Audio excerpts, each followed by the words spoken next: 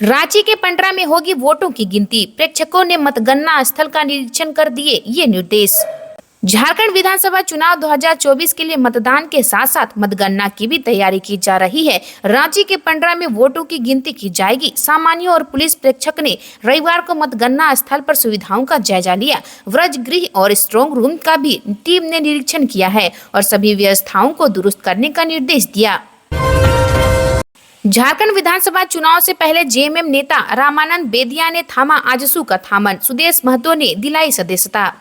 झारखंड मुक्ति मोर्चा के नेता रामानंद बेदिया रविवार को अपने समर्थकों के साथ आजसू पार्टी में शामिल हो गए। आजसू पार्टी के प्रमुख सुदेश कुमार महतो ने माला पहनाकर रामानंद बेदिया का स्वागत किया। रामानंद बेदिया झामुमो के जिला उपाध्यक्ष सह सिल्ली विधानसभा प्रभारी के रूप में काम कर रहे थे। झारखंड विधानसभा चुनाव से ठीक पहले उन्होंने झामुमो छोड़ आजसू का दामन थाम लिया। रांची जिले के अनगढ़ा प्रखंड के सिंगारी में आयोजित कार्यक्रम में रामानंद बेदिया ने आजसू पार्टी की सदस्यता ग्रहण की। रांची में सज गया दिवाली बाजार, हिंदुस्तानी लाइट ने जमाई पैठ, इन झालरों की डिमांड जोरों पर। दीपावली की तैयारी जोर पकड़ने लगी है। बाजार में दुधिया रंग से लेकर रंग बिरंगी लाइट तक सज चुकी है। इस बार चाइनीज की जगह हिंदुस्तानी लाइट ने बाजार में अपनी पैठ जमाई हुई है। मुंबई, वाराणसी, हैदराबाद और दिल्ली से इन्हें मंगवाया गया है। रंग बिरंगी लाइटों की खरीदारी उनके डिजाइन को देखकर की जा रही है। एलईडी और सोलर दोनों ही किस्म की लाइट की मांग है। लोग अपने घर की बाह्य सज्जा के लिए झूमर और झालर दोनों की खरीदारी कर रहे हैं। ब्रांडेड कंपनियों ने बाजार में झालर और एलईडी लड़ी की कई रेंज उतार दी है। इससे लोगों को सजावटी लाइटों में भी वारंटी और ऑफर मिल रहे हैं। विधानसभा चुनाव से पहले पीएम नरेंद्र मोदी ने किया बड़ा ऐलान, झारखंड के इस महापुरुष की मनाएगी 150वीं जयंती। पीएम मोदी ने रविवार को अपने रेडियो कार्यक्रम मन की बात के 115वें एपिसोड के जरिए देश के लोगों को संबोधित किया। इस दौरान पीएम ने अपने संबोधन के दौरान विशेष रूप से झारखंड का जिक्र किया। अपने संबोधन के दौरान पीएम ने कहा कि उनकी सरकार धरती आबा भगवान बिरसा मुंडा और सरदार पटेल की 150वीं जयंती मनाएगी। पीएम ने अपने जीवन के खास पलों का जिक्र करते हुए कहा कि मेरे जीवन का सबसे खास पल हुआ था जब मैं भगवान बिरसा मुंडा के जन्म स्थल उलिहातू गया था। पीएम मोदी ने 15 नवंबर 2023 के अपने झारखंड के दौरे को याद करते हुए कहा कि उनके जीवन में इस यात्रा का विशेष प्रभाव पड़ा। वह पहले ऐसे पीएम बने जो भगवान बिरसा मुंडा के गांव गए थे। उन्होंने कहा कि उनके लिए यह गौरव की बात है कि उलिहातू की मिट्टी को सिर से लगाने का सौभाग्य मिला। उन्होंने कहा कि उस क्षण मैंने न सिर्फ स्वतंत्रता संग्राम की शक्ति महसूस हुई बल्कि झारखंड की धरती की शक्ति से जुड़ने का अवसर मिला। फॉर्च्यूनर और हथियारों के शौकीन है चंपई, हर साल तेजी से बढ़ रही कमाई। चंपई सोरेन के पास कुल 1,42,43,569 रुपये की संपत्ति व नकद बैंक में जमा है, जबकि उनकी पत्नी मानको सोरेन के पास 1,04,10,889 रुपये सेविंग सहित कुल संपत्ति है। चंपई सोरेन के पास नकद 1,25,000 रुपये है, जबकि पत्नी के पास 65,000 रुपये है। बेटे आकाश के पास 75,000, बेटी के पास 4,000 नगद है। चंपई सोरेन के खिलाफ एक ही आपराधिक मामला लंबित है। चंपई सोरेन ने चालू वित्तीय वर्ष 2023-24 में कुल 40,23,630 लाख आमदनी है, जबकि 2018-19 में 10,82,826 लाख रुपए आमदनी थी। इनकी आमदनी प्रतिवर्ष करीब 10 लाख रुपए के हिसाब से बढ़ रही है। दाना तूफान ने तोड़ी किसानों की कमर, सब्जियों की कीमतों में भी इजाफा, पानी की वजह से खड़ी धान की फसल हो रही बर्बाद।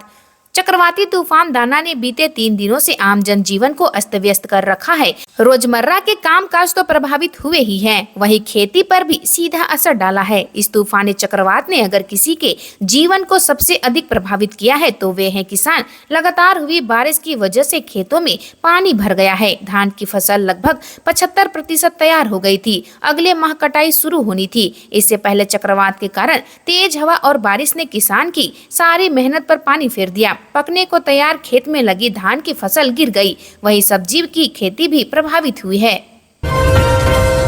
अजय कुमार का रघुवर दास के परिवार पर गंभीर आरोप, बहू जब पति और परिवार नहीं संभाल सकी, विधानसभा क्षेत्र की जनता का क्या होगा। जमशेदपुर पूर्वी विधानसभा से कांग्रेस प्रत्याशी डॉक्टर अजय कुमार ने रविवार को सिद्धगोड़ा में आयोजित प्रेस कॉन्फ्रेंस में मीडिया से बातचीत की। इस मौके पर उनके साथ कांग्रेस पार्टी के जिला अध्यक्ष आनंद बिहारी दुबे और वरिष्ठ नेता रामाश्रय प्रसाद भी मौजूद थे। डॉक्टर अजय ने रघुवर दास पर गंभीर आरोप लगाते हुए कहा कि जब दास की बहू अपने पति ललित दास और परिवार के अन्य सदस्यों पर नियंत्रण नहीं रख पाई तो जमशेदपुर पूर्वी की जनता को सुरक्षा देने की क्या गारंटी है। उन्होंने रघुवर दास के बेटे की कारनामों की एक लंबी सूची का जिक्र करते हुए कहा कि यह सबसे बड़ा सवाल है। 28 को धनवार सीट से बाबूलाल करेंगे नामांकन से पहले झारखंड धाम मंदिर में बाबूलाल ने की पूजा, लिया आशीर्वाद। भाजपा प्रदेश अध्यक्ष बाबूलाल मरांडी नामांकन से पूर्व रविवार को गिरिडीह के सुप्रसिद्ध मंदिर झारखंड धाम में बाबा भोलेनाथ का पूजा अर्चना कर आशीर्वाद लिया। इस दौरान उन्होंने जमुआ विधानसभा क्षेत्र के भाजपा प्रत्याशी डॉक्टर मंजू कुमारी के साथ स्थानीय कार्यकर्ताओं से भी मुलाकात की। बता दें कि 28 अक्टूबर को बाबूलाल मरांडी धनवार विधानसभा सीट से नामांकन पर्चा दाखिल करेंगे। वे वर्तमान समय में इसी विधानसभा क्षेत्र से विधायक हैं। रविवार को उन्नाव के सांसद साक्षी महाराज गिरिडीह पहुंचे। वे भाजपा प्रत्याशी निर्भय शाहबादी के पक्ष में चुनाव प्रचार करने गिरिडीह पहुंचे थे, जहां कार्यकर्ताओं ने उनका भव्य स्वागत किया। सोनू बनकर किशोरी को प्रेम जाल में फंसाया और फिर हैवानियत की ऐसी दास्तां कि सुनकर कांप जाए रूह। नाबालिग छात्रा से प्रेम का नाटक कर दुष्कर्म की घटना को अंजाम देने के मामले में झारखंड के गढ़वा पुलिस ने शनिवार की सुबह 2 युवकों को गिरफ्तार कर न्यायिक हिरासत में भेज दिया है। आरोपित युवकों में एक बिहार और औरंगाबाद जिले के साड़ी संडा गांव निवासी मोहम्मद शाहरुख और दूसरा झारखंड के पलामू जिले का हरिहरगंज थाना क्षेत्र के सतगावा निवासी मोहम्मद तौकीर उर्फ फरहान शामिल है।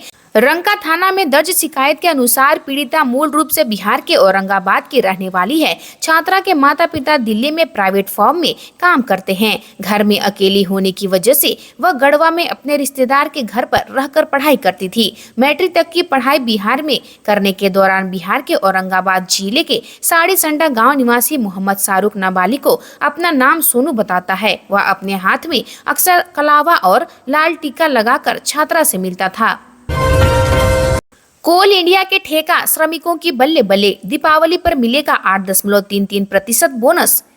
कोल इंडिया में कार्यरत ऑन रोल 1 लाख से अधिक ठेका श्रमिकों को दीपावली के पहले बोनस का लाभ मिलेगा। कोल इंडिया बोर्ड ने ठेका श्रमिकों को 8.33% बोनस देने के निर्णय पर मुहर लगा दी है। शुक्रवार को बोर्ड की बैठक हुई थी। शनिवार को सभी कोयला कंपनियों को निर्णय संबंधित पत्र कोल इंडिया के महाप्रबंधक कार्मिक गौतम बनर्जी ने जारी कर दिया है। सोमवार को कोयला ठेका श्रमिकों को बोनस का भुगतान करने संबंधी गाइडलाइन के साथ आदेश जारी कर दिया जाएगा। युवा वोटरों को साधने में जुटी भाजपा, मुद्दों को समझने का भाजयुमों ने उठाया बीड़ा। झारखंड चुनाव 2024 दिलचस्प मोड़ पर है। यूं तो तमाम दलों द्वारा उम्मीदवारों के नामों का ऐलान लगातार किया जा रहा है, लेकिन इसी के साथ साथ बगावत के सुर भी तेज होते जा रहे हैं। भाजपा के कुछ नेता या तो इस्तीफा दे चुके हैं या निर्दलीय लड़ने का ऐलान कर दिए हैं। कुछ ने तो झामुमो का दामन भी थाम लिया। ऐसे में असम के मुख्यमंत्री हिमंता बिस्वा शर्मा एक बड़े मिशन पर जुटे हैं। वह एक नाराज नेताओं के घर जाकर मुलाकात कर रहे हैं। वहीं इंडिया गठबंधन दल के एक घटक दल ने भी अल्टीमेटम दे दिया है। भाकपा माले ने आरोप लगाया कि झामुमो और कांग्रेस की वजह से ही इंडिया गठबंधन की यह स्थिति हुई है। माले ने आरोप लगाया कि दोनों पार्टियों ने आपस में 70 सीटें बांट ली। यह एक तरफा फैसला था। माले के राज्य सचिव मनोज भक्ता ने तो यहाँ तक कह दिया कि इंडिया गठबंधन लक्ष्य से पूरी तरह भटक गया है। दरअसल माले चाहता है कि धनवार सीट से झामुमो अपने उम्मीदवार का नाम वापस ले ले। झामुमो ने यहाँ से भाजपा से बगावत कर एक केदार हाजरा को टिकट दे दिया है। भाकपा माले अल्टीमेटम देते हुए कहा कि अगर इंडिया गठबंधन इस विवाद को सुलझाएगी नहीं तो हम दूसरी लिस्ट जारी कर देंगे। किताबें बेचने वाले निजी स्कूलों की मनमानी पर लगेगी लगाम। एनसीईआरटी की किताबों को खरीदना अभिभावकों के लिए अब आसान हो जाएगा। अभिभावक या छात्र अब इसे ऑनलाइन मंगा सकते हैं। इसके लिए किताबों को ई-कॉमर्स कंपनी के पोर्टल पर बिक्री के लिए उपलब्ध कराया जाएगा, जहां से सीधे घर मंगाया जा सकेगा। इसके लिए शिक्षा मंत्रालय ने ई-कॉमर्स कंपनी संग करार दिया है। अब तक टेक्स्ट बुक बेचने में स्कूल संचालकों का दबाव काम करता था और अभिभावकों को या तो स्कूलों के टेक्स्ट बुक खरीदने पड़ते थे या फिर स्कूलों द्वारा बताई गई दुकान दुकान से ही खरीदनी पड़ती थी। अब इससे छुटकारा मिल जाएगा। इस कदम से अभिभावकों का पैसा बचेगा। वे प्राइवेट पब्लिशर से जो महंगी किताबें खरीदते हैं उससे बच जाएंगे। 5,000 छात्रों की नहीं ली परीक्षा, अब सत्याग्रह करेंगे विद्यार्थी। कोल्हान विश्वविद्यालय के अलग अलग अंगीभूत कॉलेजों के 5,000 से अधिक विद्यार्थी परीक्षा नहीं लिए जाने से परेशान हैं। इसको लेकर कई बार कोल्हान विश्वविद्यालय के परीक्षा विभाग से छात्र संगठनों ने मांग की, पर कोई कार्रवाई नहीं हुई। इससे छात्रों का करियर प्रभावित हो रहा है। अब विद्यार्थियों ने इस मसले पर आंदोलन का ऐलान किया है। शनिवार को ऑल इंडिया स्टूडेंट फेडरेशन ने कोल्हान विश्वविद्यालय के कुल सचिव डॉक्टर राजेंद्र भारती से इस मुद्दे पर मुलाकात की। 2 मासूम बच्चों के शव देख रो पड़ा पूरा गांव, जाने क्या है पूरा मामला। झारखंड के गुमला जिले में एक गांव में 2 मासूमों के शव देखकर पूरा गांव रो पड़ा। घाघरा प्रखंड के कोटामाटी गांव में एक मां ने अपने 2 बच्चों की हत्या कर दी। सुलेखा देवी नामक इस महिला ने अपने ही 2 बच्चों की हत्या कर शव को कुएं में फेंक दिया। पुलिस ने दोनों शवों को बरामद कर लिया है। शव को कुएं से निकालकर उनके दादा दादी को सौंप दिया गया। इधर दोनों बच्चों के शवों को देखकर पूरा गाँव रो पड़ा। हर एक व्यक्ति की आंखों में आंसू था। परिजन दहाड़े मार कर रो रहे थे। मृतकों में एक बच्चे की उम्र 5 माह है तो दूसरे की 2.5 साल। 5 माह के बच्चे का नाम आशीष उरांव और 2.5 साल के बच्चे का नाम नीतीश उरांव है। मीर और कमलेश के झारखंड आने से पहले गढ़वा में कांग्रेस को तगड़ा झटका, 31 लोगों ने दिया सामूहिक इस्तीफा। गढ़वा जिले के भवनाथपुर विधानसभा क्षेत्र में कांग्रेस को तगड़ा झटका लगा है। झारखंड विधानसभा चुनाव 2024 से पहले कांग्रेस के कई प्रखंडों के अध्यक्षों को 20 सूत्री समिति के अध्यक्ष व जिला स्तरीय कमेटी के पदाधिकारियों सहित कुल 31 कांग्रेसी नेताओं एवं कार्यकर्ताओं ने सामूहिक रूप से इस्तीफा दे दिया है। सामूहिक इस्तीफा संबंधी यह पत्र झारखंड प्रदेश कांग्रेस कमेटी के अध्यक्ष को 26 अक्टूबर को भेजा गया। इसमें कांग्रेसी नेताओं ने कहा कि भवनाथपुर विधानसभा सीट कांग्रेस की परंपरागत सीट रही है। यहां से कांग्रेस ने 7 बार विधायक दिया है, लेकिन यह जानते हुए भी यह सीट झामुमो को दे दी गई। गैंगस्टर अमन साहू को लेकर बड़ा खुलासा, रंगदारी के पैसों को बिहार के इस बिल्डर के प्रोजेक्ट में लगाया था करोड़ों रुपए। नेशनल इन्वेस्टिगेशन एजेंसी की जांच में बिहार के भागलपुर जिला निवासी बिल्डर सह जमीन कारोबार से जुड़े शंकर यादव और जेल में बंद गैंगस्टर अमन साहू गिरोह के बीच गठजोड़ का खुलासा हुआ है। अनुसंधान में आए नए तथ्यों के आधार पर एनआईए की ओर से यह जानकारी अदालत को भी दी गई है।